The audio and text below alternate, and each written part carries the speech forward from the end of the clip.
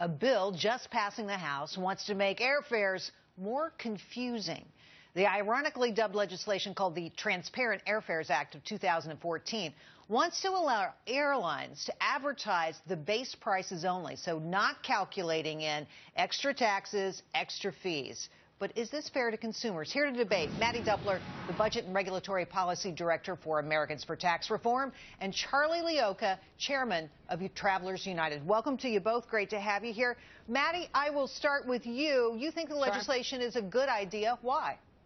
I do, because for several reasons. One is for consumers to know exactly what they're purchasing. If you think about it, this kind of practice of having to hide taxes and fees in the base price of a product doesn't exist anywhere else. If you walk into a mall and you're going to go buy a sweater and it's advertised as $19.99, you know that you're going to be paying sales tax on top of that. Airline consumers should be able to have the exact same kind of shopping experience when they go online. They shouldn't have to try and understand different prices for different airlines. They should be able to see the price competitiveness among airlines and make their choice based on that, not how much the cost of government is adding to the price of a flight. Charlie, what do you say to that? You don't agree? Well, I don't agree. First of all, she's mixing up federal taxes and state and local taxes. The airlines are exempt from state and local taxes.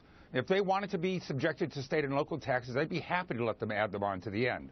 But we're talking federal taxes, and every other federal tax in the country is included in the price. If you buy gasoline, you don't go up and say, oh, $1.99, but when you go to the pump, they're charging you $2.99 or $3.99.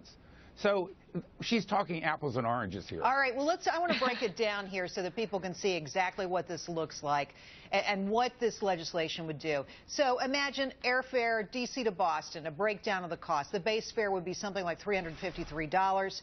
You add in excise taxes, what they call a segment fee. Who the heck knows what that is? A passenger facility charge, security fee. The total $425. Currently, that's the advertised price, $425. This new legislation would advertise $353, and you can see there that the tax is a total of 20%. Now, Mattie, here's my problem with the legislation. I don't really care. I want to know what I have to pay because I'm trying to make comparisons, right? I just want to know what my all-in cost is because I'm taking me and the kids and husband on a trip. How much is it going to cost me? I just need a simple answer. Why do I have to see the taxes? Well, Jerry, that question is going to become more and more difficult to answer if the current policy of allowing or of requiring airlines to absorb the cost of government stays in place. And here's why. It's because you can't see the price. It's because you can't see how many taxes and fees are going towards driving up what you're actually paying for your ticket. That makes it a prime choice for revenues for lawmakers who want to continue to increase the cost of airfare, to continue to pay program. So you believe that, is it your view then that the airline industry is being unfairly targeted with taxes? I think that consumers are being unfairly targeted with taxes. They have no way of knowing how much of the cost of their ticket is due to government, and lawmakers see that and will continue to take advantage of it. That makes it very easy for them to raise taxes. Do you agree, Charlie? Well, first of all, I agree that we're being overtaxed. However, the question we all agree with that. But the question that we're looking at is whether or not the airlines can tell us how much those taxes are. And under the current DOT regulations, it very clearly says that airlines are allowed to break out the taxes and fees.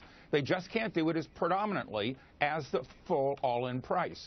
Plus, the airlines can put taxes and fees on your ticket itineraries. They can add taxes and fees to your boarding passes. All sorts of ways that they can tell us taxes and fees instead of making the buying process more complicated and making the actual cost of travel more difficult to figure out. Mattie, I got to ask you, so if you get a train ticket, you get a bus ticket, you get the all-in charge. You're not, they don't break out taxes and fees. They let you just see what you're going to pay. So that's not, I mean, you're going to go after those industries next? Well, the problem right now is that this is a rule that's 2 years old, and it just doesn't make any sense for consumers. If you're trying to allow consumers to make a knowledgeable choice, this obscures the price rather than increases the transparency in it. And I will note that this is a bill that passed on the House floor under over 2/3 of the House voting for it, both Democrats and Republicans. And on the floor, you had congressmen coming to the floor saying that this is the most non-controversial thing they've done all week. And as we've seen about what's happening on the floor, this week, that's probably true. Well, so, I don't know that I agree with that at all, Mattie. I think this is highly controversial. And Charlie, to you, is this a consumer favor to advertise airfares this way? Isn't the airline industry somewhere backing this bill? Well, the airline industry is totally behind the bill. And almost so are the unionized workers, though, who work for the airlines. It's a broad coalition of people who support the bill. Give Charlie a chance. And so, anyway, every single major consumer organization in the country has come out against the bill. Every single major newspaper in the country, almost every major newspaper, has come out in editorials against the bill. This is incredibly complex. And what Congress has done is they did not even allow us to have debate in the committee level. I went in to talk to the chairman of the subcommittee on aviation just before the vote, and he would not allow us to make any comments at all. And, and they brought it to the House at the last minute on a fly-in day, and it's just been done in a very Well, if you're swervy waiting for Congress to get serious about anything, that could be a really long time.